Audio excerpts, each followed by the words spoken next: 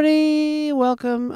Sophia and I are still in Norway. Yep. We are done having the con plague, mostly. Recovering. We're out here in beautiful outdoor Norway, and we're going to run down the impressions of most of the games we have left, except for the ones that are embargoed, from Gamescom. Yeah, so I guess I'll start with 2 Point Museum. Go for it. Okay, 2 Point Museum was great. It was, if you know the other 2 Point games, you know 2 Point Museum. I think that the setting for 2 Point Museum is brilliant. The demo I played, I was focused on putting fossils and prehistoric stuff into the displays and then decorating the displays around them to make them appealing to visitors. And you had to have obviously bathrooms and ticket booths and all that, and you could put donation buckets near exhibits, and it showed you kind of the area of influence of the exhibits. And if you put it within reach of like multiple exhibits that are popular, you'll get a lot more donations. It looked great. It played great. You could put info cards next to the little, displays, which is great. The announcements are as funny as always, as they have like the announcer over the loudspeakers in 2 Point games, which are always really fun. I honestly think it might be my favorite setting they've done so far. They did hospital and campus, and this is just it's the perfect fit. And it feels like the stakes are not so dire as health. I mean, obviously the mood is very cheeky. You send your researchers out on expeditions to get... Sorry, I got bit by a mosquito and it's starting to itch. You send your researchers out on expeditions to get new stuff, and they can get like injured and all that kind of stuff. So you can kind of like offset their risk or like pay them more. And like my researcher kept threatening to quit because she kept going on these like really elaborate, dangerous expeditions. And so then I just like built a better break room for the staff, and she settled down, that kind of stuff. Yeah, I didn't want to stop playing. I really liked it. It's cute. It's fun. It's 2 Point Museum. Because like in 2 Point Hospital, they had like the diseases people came in with was like a pun. Did they have similar stuff? Some of the exhibits were kind of funny. I think that I imagine they're going to start playing with that. Yeah. So I don't remember the examples, but I think the exhibits are sort of, a little tongue-in-cheek. So that's cool. What do you got? So I played the Berlin apartment, which I am very excited about. It's essentially this story that spans through different decades of this apartment, and you're trying to uncover the mystery of it. It's really beautiful. You play in first person, and when I played, you kind of just walked around, you picked up certain items, and then, a narrator talked about it. And so I'm still like, it's still a mystery to me what it was about, but it was cool because it was like one time I threw this paper airplane out of a window, and then like learning about my character via like what I wrote in that paper airplane. Oh, cool. And so it has a lot of more mechanics than just point and click. It has some stuff you actually have to do. The narration was great. It was cool to see the apartment at one point change time periods.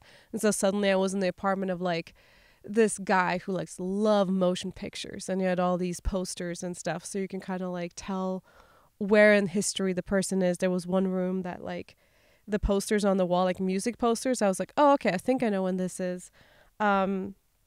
And obviously it's in Berlin.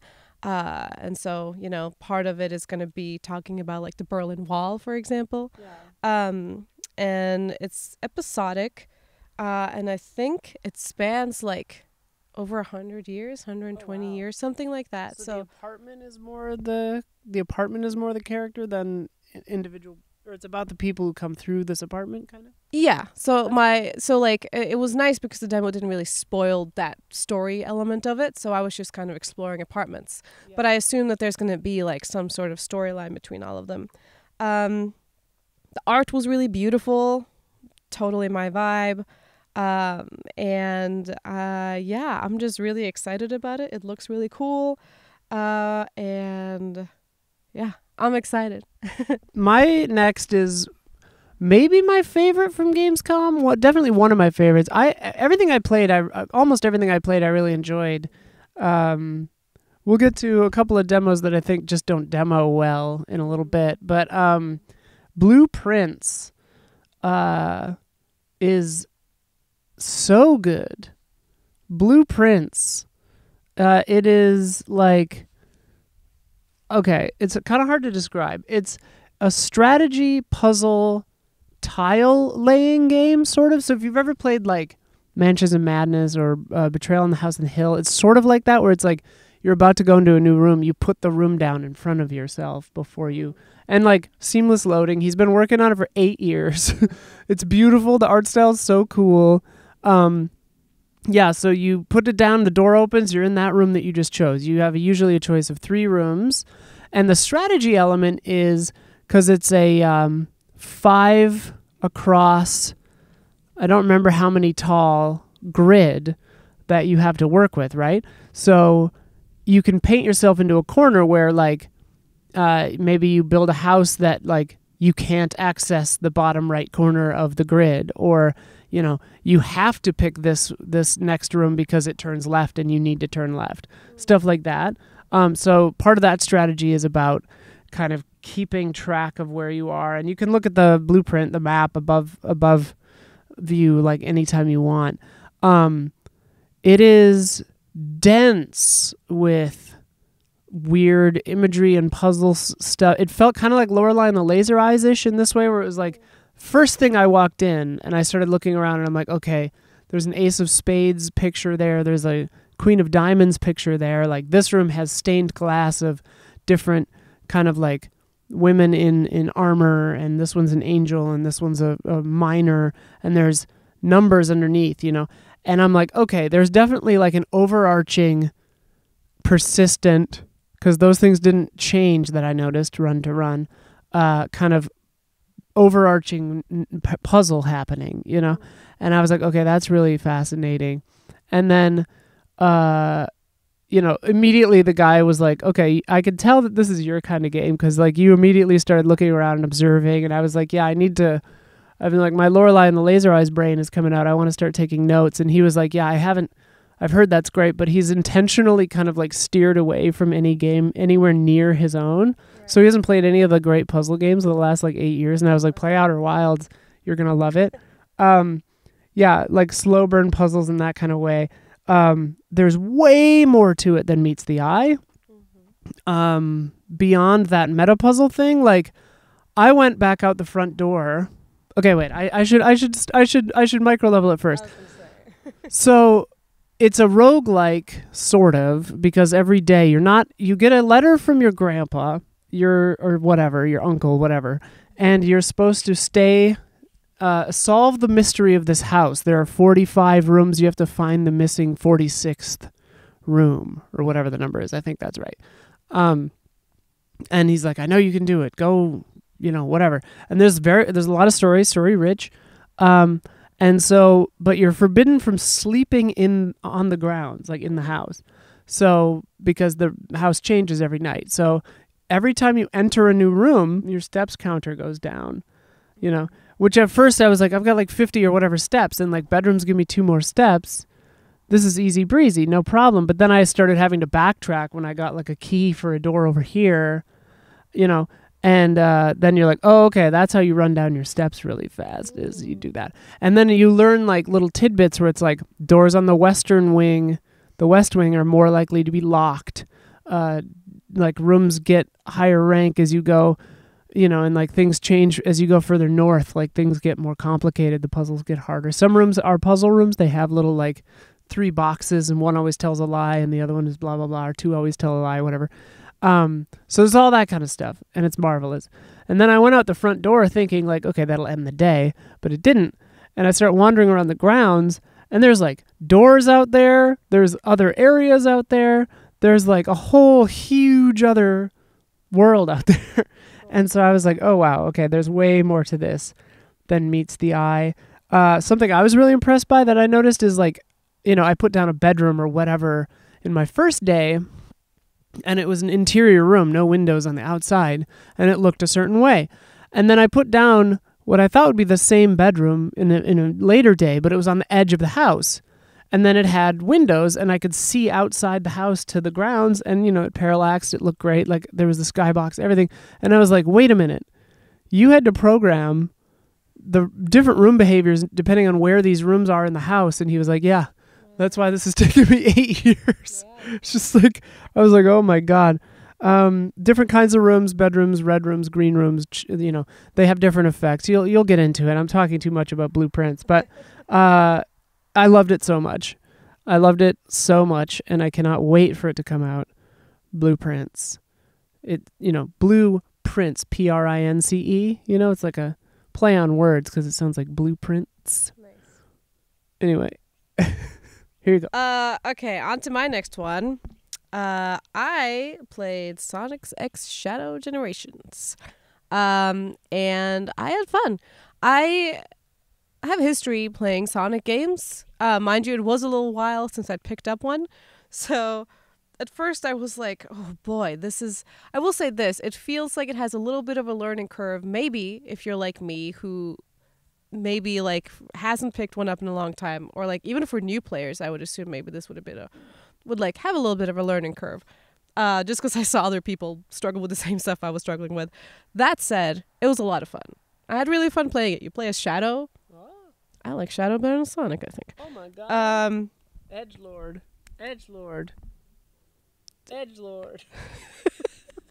What was that? Huh? It feels like a Sonic game, obviously. It goes real fast. You collect coins. You jump. There's a lot of cool stuff. You're like on a jet ski. Or not jet ski, but like you surf the water, and then like, you crash your windows. There's like a big eagle that helps you get to this other place. And it was a lot of fun. Once the like memory of playing fast games, I guess, kicked in, I was like, oh right, this is a lot of fun. And yeah, it's said like it's not just like a remaster, it has different stuff in it. I tried a couple of levels, like a shadow level, Kingdom Valley, and then I tried like a huge boss, which I managed to beat, and I was very proud of myself. I don't TBD on like whether or not that was difficult, or I was just proud of myself for beating a boss after not playing Sonic for so long. Either way is fine. Yeah. But yeah, the controls feel very good once I got into the mood of things. And I mean, I think, cut this out if I'm wrong, it's out soon, October 25th, I believe. And so soon enough, y'all will be able to tell me whether or not I was wrong or not. But I had a lot of fun. I think it's cool. I think it's fresh. It's nice to play Shadow, and like he has a little different mechanics than Sonic has from what I've read, and like how playing it too felt. Yeah, I like him better. I don't know. I know, hot take possibly. But yeah, I had a lot of fun. Next up, I played the first Berserker Khazan. Yo, this game rips. I did not expect to like it. I am historically very harsh on Souls-likes not made by From Software, because it takes a lot, I think, to be tight and to have that kind of the difficulty to tightness of mechanics balance is very, very fragile, I think. And yeah, this is, I think there are other weapons like a sword and an axe, whatever, but I started with a sword and an axe dual wield, and it was perfect. It felt perfect. I mean, I have a Blade of Mercy tattoo, so, I like fast dual wield weapons, as we know, and I don't know, it worked the way my brain wanted it to work. Also, for the first time maybe ever, I was actually good at parry timing. Like, I could perfect parry like most stuff, and you need to get those parries down, the deflections down, to kind of like stagger enemies, like to get their kind of poise bar or stagger bar going. Yeah, it is very aggressive, which I love. It looked good, it ran well. I really liked it. Yeah, really smooth. The bosses looked really neat. The difficulty curve I thought was really fair. There was at first, you struggle a little bit with the normal enemies. You got to time it out, and then you learn their patterns, and you're able to kind of just dodge in and get them when they're reloading their sword swing, and then I went up a hill and fought like this ape thing, giant monkey thing, and got like a special, like a better item for that, so it rewards, the good reward for challenging kind of offshoots from the main path. It seemed interwoven, linear, kind of, more like Dark Souls or Bloodborne layout, it's not open world or anything. Enemy types that I encountered just playing it for however long I played it for, several types of humans. They had shield humans, sword humans. Then there were these fun apes, which were cool because they were easier to kill, but they grouped up on you. Bigger apes were neat. Cool mini bosses. A good ramp of new gear and new stuff, and you actually really feel the changes when you level up or get new gear, which on games like this is pretty rare, I think. I loved it. Yeah, I loved it. We're going to have to pause to adjust for the sun. So hang on. So another game I played was The Eternal Life of Goldman, which is an adorable platformer. What's really impressive about it is that everything is hand-drawn. And they were saying, like, we watched this really cute intro that was pretty short, but it took like half a year alone just to make that intro. You play as this old man, and you have this little cane, and you'll like upgrade the cane as you go. So you'll get new pieces for the cane, and then they do special effects. So someplace you might have to go back to like your old cane pieces to like be able to jump a place or to like, smash something. And it's really, really cute. It's really cool. The art style's really, really nice. It's just like one of those really cozy, like, it's challenging, but it's also really, really cozy. You jump, you float, you climb, very like classic platforming or platformer, abilities, things you do. It felt very natural from the start of like, yeah, I know what kind of game this is. But it is challenging. And it was very cozy. I played it with a couple other people in the room, and like sometimes we died, and then it wasn't super punishing in the sense that like the checkpoints were really nicely placed, so like you didn't feel like I had to go through a whole ton to get back. And it looks very cute, and kudos to them for hand drawing everything, because that seemed like a lot of work. And I love the old little guy that you play. He's really cute, so it's cute. That sounds great. My next game is called Cairn, Cairn. It is one of many now, a growing subgenre of indie games, climbing games.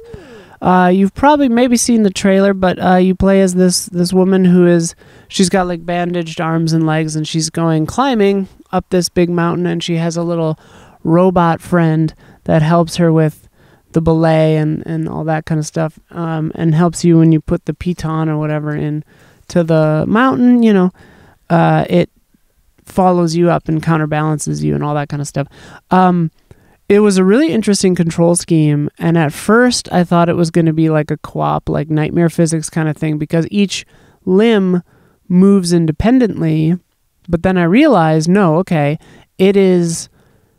Usually it'll kind of just like cycle, kind of like arm, foot, and you have to actually kind of like reach up and then push a button to like grab the mountain, and depending on where, like how solid your placement is, you'll start shaking or not, and then you have a brief window to right yourself or you'll fall, to your latest piton or whatever. And what's crazy about it is there are no animations, they told me, in the game, on your character at least. It's all actually simulated physics. And so like the game thinks about, because I was asking like, okay, it feels really intuitive climbing. It feels kind of like supernaturally intuitive, because I would be like, okay, I want to reach my arm up here, and she would do it. Like I would be looking at a thing, and I'm just using a controller, sticks and like 2 buttons, and it's just because where her body weight is, the game will make the logical decision of like which limb to move next to maintain stability. And it's a really interesting system. It's a really satisfying climbing mechanic. You feel like you're actually climbing. Like it feels like climbing in real life. You have to kind of like look ahead and be like, okay, there's that. You can scout out your path, but you can get a bird's eye view kind of and like scout out your paths up the mountain. And obviously there's going to be kind of a story. You're climbing for a reason, blah blah. I really liked it. It's a good vibe, good looks. Next year-ish, hopefully. The team was really nice. Cairn. I'm looking forward to it. Next, I had a hands-off presentation, early days yet on this one, but a new Heroes of Might and Magic game, which I'm pretty excited about because I really got into... I was trying to remember which one it was. I guess 3 and 4 I played a lot of. But it was kind of a hands-off presentation. They had a, PowerPoint, and then they played the game for us a little, and then they had some more slides. It's called Heroes of Might and Magic Olden Era. It is a prequel to Heroes of Might and Magic 1, 2, and 3, kind of. It goes back to Enroth, which is where those games took place, but it's a new kind of area. It has a non-linear single-player campaign. They hope to enter early access in 25 or 26, theoretically. It looked great. Like, it was really, a real good update on the classic vibe without losing the classic vibe. Heroes and units depend on faction. You've got Necro, Temple, Hive, a couple other ones. Hive is their new one. Faithful to the franchise, but mostly drawing from 2, 3, and 5. You can roam the map, collect classic stuff. You get artifact sets that work sort of like Diablo, where you get a few and you start to get bonuses, set bonuses. There's a skirmish mode where you can kind of just play a round without the story element stuff. And then they also have a new mode called Arena, because, the full skirmish mode, if you're playing single player or multiplayer, that's like 5, 6, 7, 10 hours of play. And Arena is more like Magic Arena or TFT or something, where it's like 10 to 15 minutes. You draft a hero, choose all of their units and skills and equipment and items and all that and spells. You get 3 choices per page, and you just kind of pick them. And then... you kind of it's just a fight. It's just the combat. There's no like overworld for that mode. So it's just kind of like a duel, which was pretty cool. It seemed a robust mode. They're going to have matchmaking. In the regular game modes, you can auto battle if you want to, like skip the trivial little battles. Fixed camera, even though the game is rendered in full 3D. You can zoom in and zoom out on the overworld map. You can choose and buy spells directly you want in the magic tree instead of them being more random like before, which was pretty cool. All kinds of nitty gritty stuff. But what is really cool is they're going to have community tools like a map editor, and you can make templates for your maps, for like random generated maps, where you're like, okay, this region will tend toward this, and this, and this region will tend toward this, and this, or whatever. So I thought that was really cool. Heroes of Might and Magic Olden Era. Can't wait. So another game I got to watch a preview of is Opus Prism Peak. I essentially just had a chat with the devs, and the trailer is out, but the release is still TBD.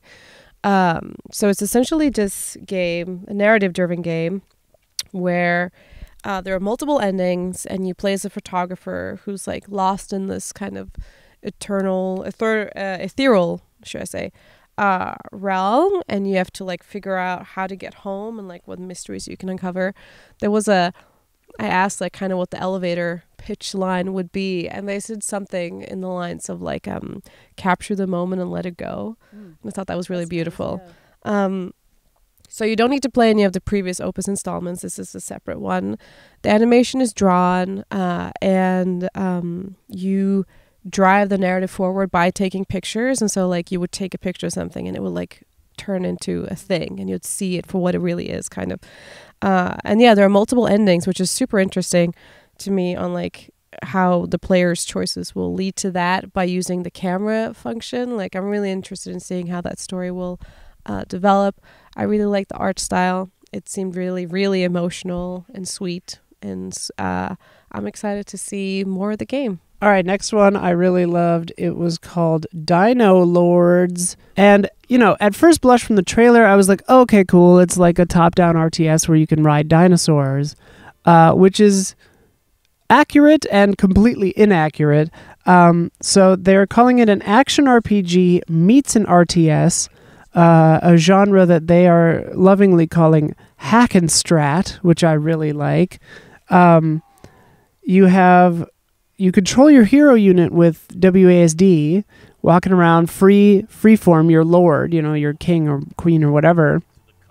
And you're walking around, you're the hero unit. You've got abilities, you have a dodge roll, you know, and then you can command the units by using a warband, and you hold R and you just swipe the mouse over the units.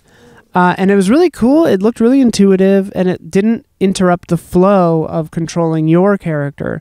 So it seemed like a really good solution to, like, how are you going to mix these elements, right?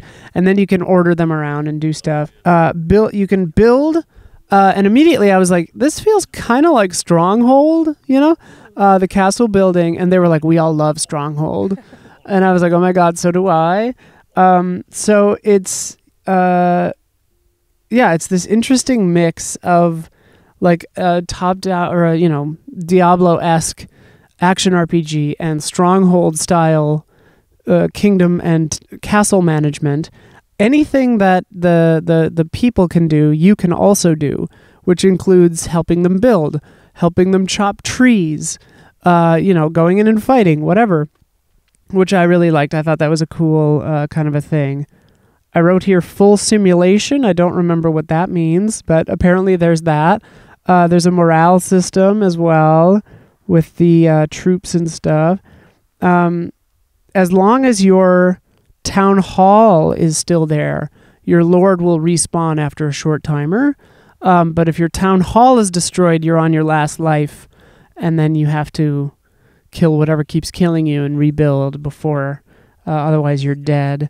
And then, yes, of course, there are dinosaurs. There are, yeah, it's really cool because, yeah, you can get on a dinosaur, ride it around. Each dinosaur has different abilities. You know, like the, what is it, Ankylosaurus or whatever, the little armored guy is really good at, like, smashing up equipment and banging on walls. T-Rexes are really good at smashing through walls.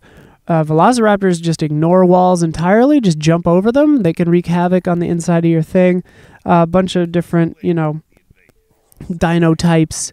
It's really cool. I really enjoyed it. They are, you know, hopeful for early access stuff, but I didn't.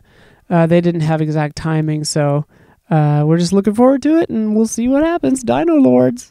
Also, they gave me a sick-ass iron-on patch, which is really cool. We played a game, the next one together, Bytebond. Remember that one? Yes, I do. I enjoyed it. It was a cute little co-op puzzle game. Sort of Portal 2 vibes, kind of. I mean, like, in gameplay, in concept, in puzzle solving, not in look.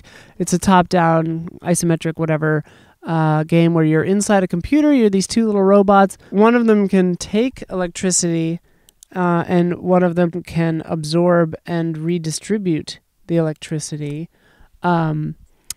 Yeah, and you just kind of like trundle around solving little puzzles, trying to get rid of the viruses in there. It was nice. I liked it. I thought it was really cute.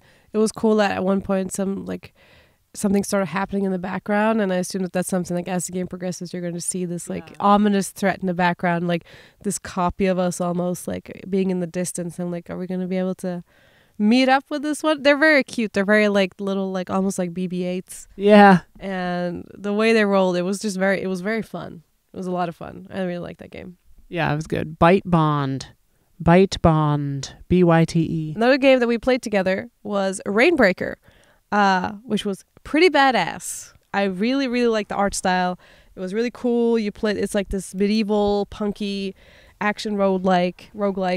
Think You play like Hades. Yeah, like Hades. It's like this high-tech feudal world and like this cool punk vibe. And you play as Clef, this really, really cool badass character that has like a javelin. And you infiltrate a bastion, you take the power and like defeat the queen. And like that's kind of the vibe of it. I thought it was really cool. There's a lot of cool you trade with like trench rats. And your javelin like changes in the game. It's like a 20 to 30 hour length game, which I think is really nice. That's like my favorite length. Is anything like that. Medieval punk. It was very cool. It felt very fun to play as well. Yeah. Your javelin is like a lockpick, and there's a theme of keys and breaking in and like that kind of stuff. Yeah, it was neat. I mean, it's like a hardcore, punk ass Hades. Yeah, and then like all the levels, there's like a scaling difficulty as well, so like everything will get more difficult. And I love the whole vibe of the game. It was just a really cool vibe. It was really fun. They said it's gonna have a lot of like, like socially relevant storylines, kind of, or just story in general. I don't know. I'm digging it. I'm excited to see it. Hell yeah. Next up, I played a game called Fretless, which was a kind of classic JRPG style, kind of pixel art, game. And with musical elements as the theme. And so you are trying to join a Battle of the Bands turn-based combat, but with musical timing stuff. So if you hit the button on the timing, it'll like your defense will go up, or you'll block the damage or whatever more. It was really cool. Cute kind of little pixel art RPG if you're into that sort of thing. The music was good. Not a whole lot to say. I played it for a little bit. I beat a boss that they said was too difficult to beat, so that was good. Fretless. So on one of the days, it turned out to be a public day, alas. I made my way up to the indie booths, the little indie area that you might have seen in Hype Update. Hype Update. Which was a stressful yet delightful event. It was total chaos. I feel like most of the journalists didn't know. I think a lot of the devs didn't even realize that this was going to happen. But in the chaos, I managed to take a look at it and sometimes also play a couple of games there. I played a game called Map, which is very, very cute, where essentially it's about building maps, which is really a cool way of looking at games. Like I talked to the dev about it, and it was like they like the idea of just designing maps and stuff. And it's like, is there really a game where the point of the game is to build a map? And so like you're on like a little island. I was on a little island, and then it's like you have to place a certain thing, and you're placing it, and then like you're looking at like a kind of like a blank map, and you're filling it out essentially. So it's like, okay, I got to find this one thing, and you get like a step counter that you unlock. And so you have to look at like the shape of an island and be like, okay, so the thing they want is probably in this little U shape. And I impressed everyone once by hitting something right on the dot. Like 0.0 like miles away. Because not miles away. Sometimes you get like 2 steps away or 5 steps away, and I got 0.0. So it's like the opposite of burying a treasure or finding a treasure in Sea of Thieves, kind of. Yeah, so it's we actually talked about that. It's very, very similar to like how you look for stuff on a map in Sea of Thieves, except like you're placing the thing on the map. Okay. And it was very, very cute, and I'm very excited to see that game when it comes out, which for now is TBD. A couple other games I got to look around and see. There was Ruffy and the Riverside, where you kind of copy things from your environment and use that in the gameplay, which is kind of cool. And it was a very interesting. The sad part about the whole indie booth at that time is like I was walking around and I was watching as like multiple games just kind of broke, and it was chaos, and the devs were running around. And I will say, like, the environment in which I played some of these games wasn't the best. Like, I tried Camper Van Make It a Home, which is a super cute game. You're essentially just decorating your camper van. Think Unpacked, kind of, except unpacking. Sorry, yeah, where it's. I don't know if there's like a heavy like story element like that one, which like was very emotional. This one is more just like, okay, I'm setting up my camper van. I'm gonna put all these stuff everywhere, and I was like, I'm going to enjoy this game when I'm at home and there's not 10,000 people walking around, and even wearing headphones, I would hear people like, look at that game, and like feel them looking over my shoulders. I'm trying to place shirts in like shelves. Yeah. Very cozy game though, very cute game. And then I tried Ruffy and Riverside briefly, where you like copy textures and you put them into the gameplay essentially, which is a very cool mechanic. But again, it was like the wrong place at the wrong time, and I'm like, I don't know if this demo is demoing well, you know, which is a sad problem when that happens, but it looked really cute. It was hand-drawn, and it was like just very cute vibes. I also had a glance at Tiny Bookshop, which also looked really cute, where you're setting up a bookshop in your little van, and you have to pick certain genres and like fulfill people's wants and needs. Very, very cute.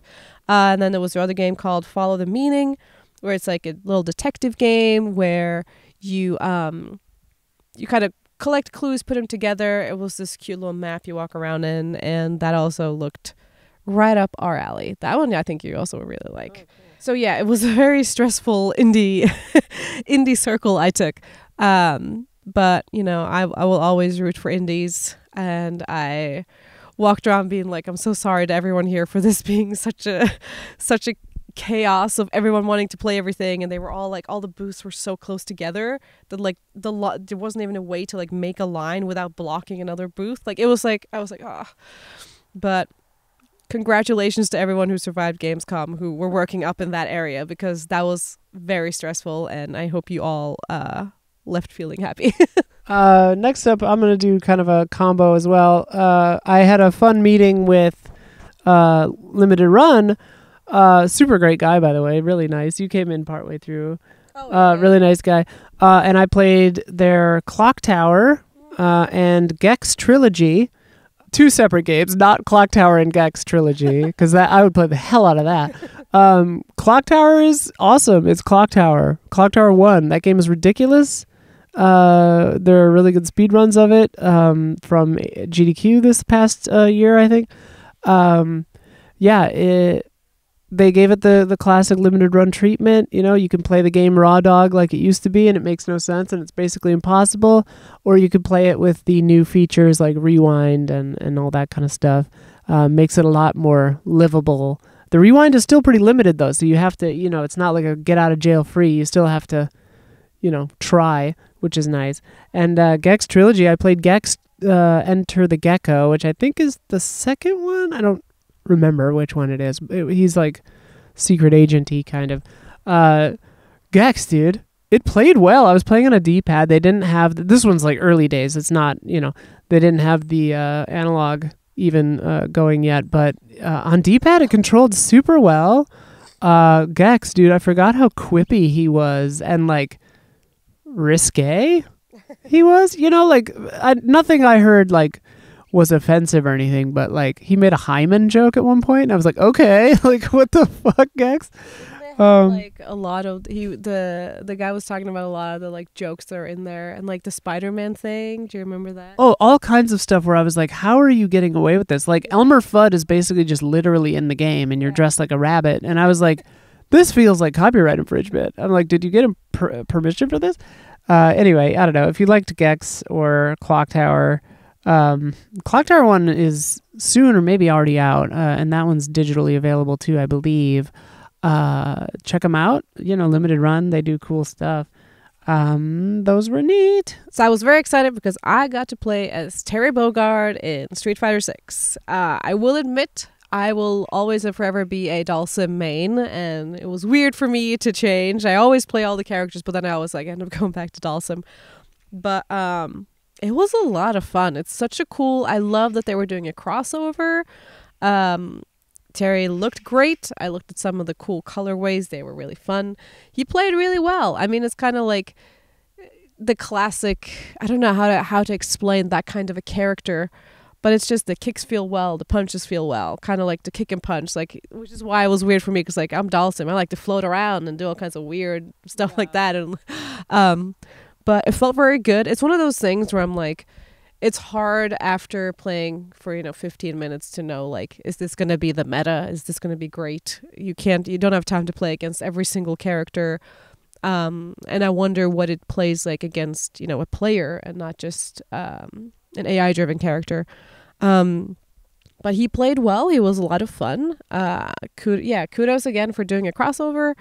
And I think it will be very interesting to see how everyone will react to him as he like is released and everyone gets to play him for, more than a little time. But I had a lot of fun. It's Street Fighter. I'm going to have fun regardless of what character it is, kind of. So I was just excited to be there, and I want to play him again. And maybe I will, resist the urge to just straight go for Dalsim every time I boot up that game and just be like, actually, I'm going to try Terry again and see what it is. Maybe you could play Terry. Hell no. You got to play Terry. No, Cammy only. I love that. I love that our idea of Street Fighter is just playing the same character we played since Street Fighter 1, and just that's the character forever. Hell yeah. When Akuma comes out, I'll play Akuma. All right, I played Rogue Mansion. We both actually saw and played Rogue Mansion. It's sick. It's Resident Evil 1, but randomized and roguelike. And yeah, you go around, you have to, spooky, it looks great. You have to find items, get through the mansion, it's it is what it is. I really liked it. I don't know how much else there is to say. It's Resident Evil, and it's randomized rooms. They're procedural. It's not like completely random. It makes sense, and it manages the items you need. Obviously, like there's a way to do everything, and the item management was very intense. I wonder if this would be a cool game to speedrun.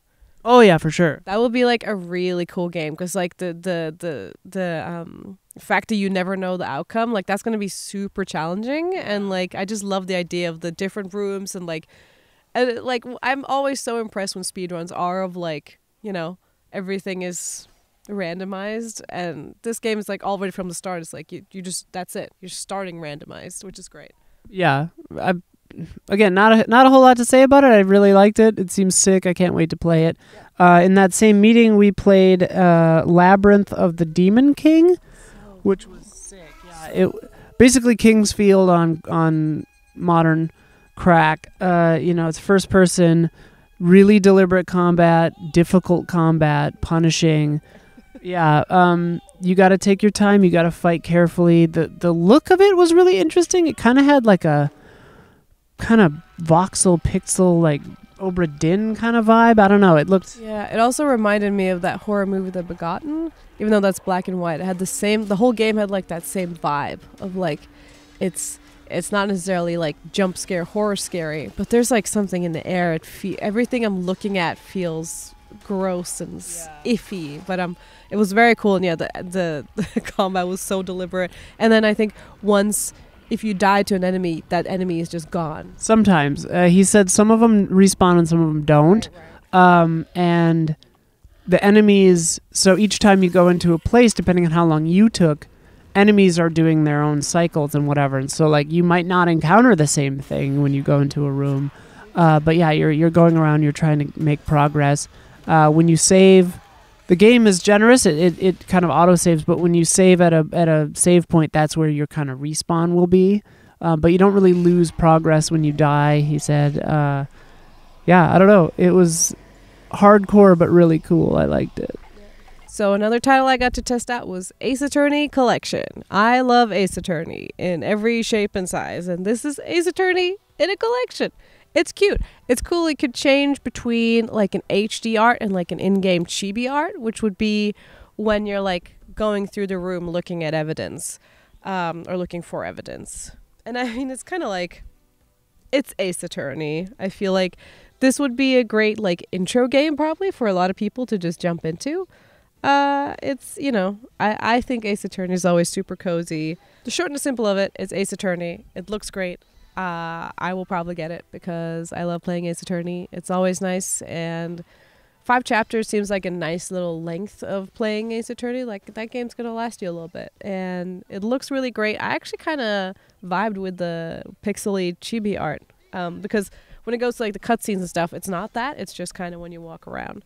But yeah, it looks great. I'm excited about it. Of course, it's Ace Attorney. My kind of last grouping of things is more just kind of some updates from a few things real quick. I had a meeting with Reb Ford from Warframe. Most of the stuff was stuff I saw at TennoCon, so nothing new, but they have announced the name of the upcoming kind of more Japanese-inspired update that's coming.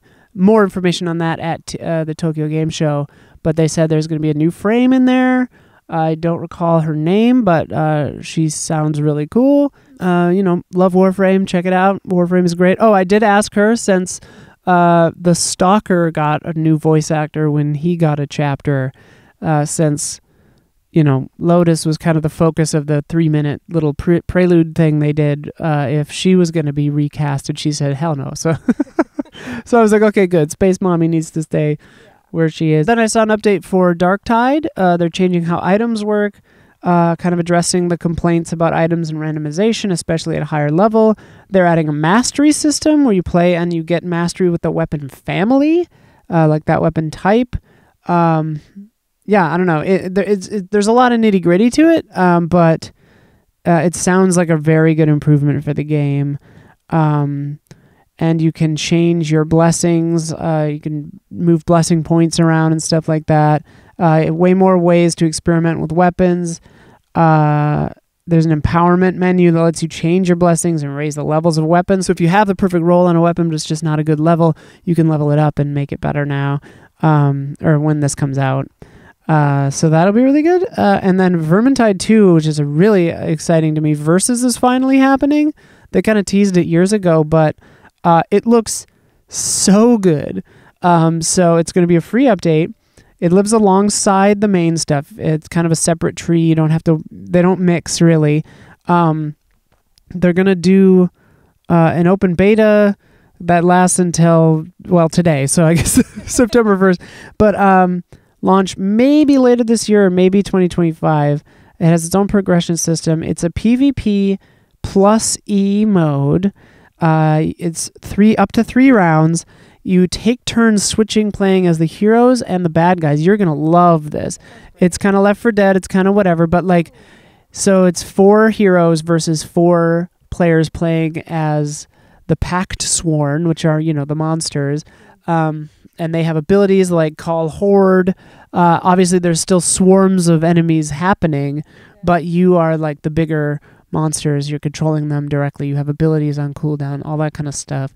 I don't know if there's a progression tree for the monsters too. I forgot to ask about that, but I don't know about that. But you can use the enemy weapons like the Gatling gun, Ratling, all that kind of stuff. So it's like you will embody these enemies, and it looks so fun. They say it scratches the Left 4 Dead itch. They were saying it was kind of sad because they have members on the team who are young enough that they don't know what Left 4 Dead is. And they were like, oh, okay, we feel old. Oh my God, that's some of the worst thing I've ever heard in my life. It's around veteran difficulty. If you play Vermintide, you'll maybe know what that means. Yeah, it looks awesome. I'm very, very, very excited for it. Versus mode, Vermintide 2. You got anything else? I just got stumped with people not knowing what Left 4 Dead is. That is alarming. I think that's it for me. I think I've talked about most, if not all, of the games that I tried. I just want to give a shout out to all the lovely people that I got to meet, all the dev teams and PR people. Everyone was so lovely. Every meeting was great, and I'm very excited and rooting for all of you. Hell yeah, I love that. Samesies. I played Dune Awakening a little bit. I was starting to get con plague, I think, during this. So I was a little out of it. And also, I would say this is the one I alluded to at the beginning that I don't think demoed very well, because to get dumped into an immensely complicated survival game with no instruction or they didn't even really point me in a direction, which when I'm sitting down to play the game, I'm like, hell yeah, let's go for it.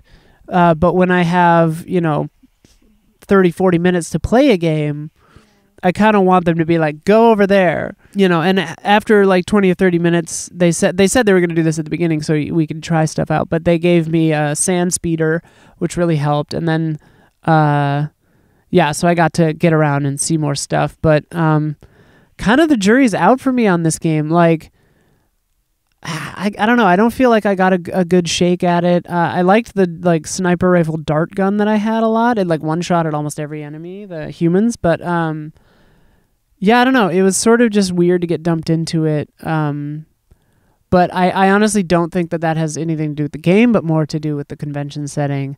Because I really was impressed with the presentation I got last time. So yeah, I don't know. This seems like a game that you need to sit for 5 hours before you can actually get in the swing of it. It's like if somebody dumped you into Valheim and didn't tell you anything, and they were just like, okay, and it's a survival game, so it's like playing for an hour. Even you're not really going to get to see anything, so it's kind of they would dump you into the plains and say, "Have fun." Yeah, that makes sense. So it's kind of a weird demo, but I liked it. Yeah, it's Dune. It's going to be sick. It's licensed with the game. They're working with the film company to make it authentic to the movies. That's really cool that it's cohesive in look and feel to the movies.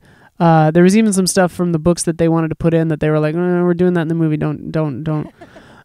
So it's like, okay, well, we'll put that in later. So that's cool, yeah. Dune Awakening looks cool, but didn't demo for me very well. Yeah, and that's going to do it, I think. The sun has caught back up to us. The sun has caught back up to us, which is our time to go. Hopefully the thing is still rolling. But thank you so much for watching all of our coverage. We still have some coming in the... Yeah, we're going to do our Starship Troopers because we played it, all three of us, quite a lot. Huber and I are going to talk about a certain horror game where you may slither into heads. Yeah. Going to talk about that one. What could it be? I loved it. So Huber and I are going to talk about that one soon. So check us out. We got some other stuff on the way. And thank you so much for coming along with us on this Gamescom journey. Thank you, Sophia. Thank you. Where can they follow? Yeah, patreon.com/easyallies. Check it out and /easyallies on pretty much everything. All right. Thanks. Bye.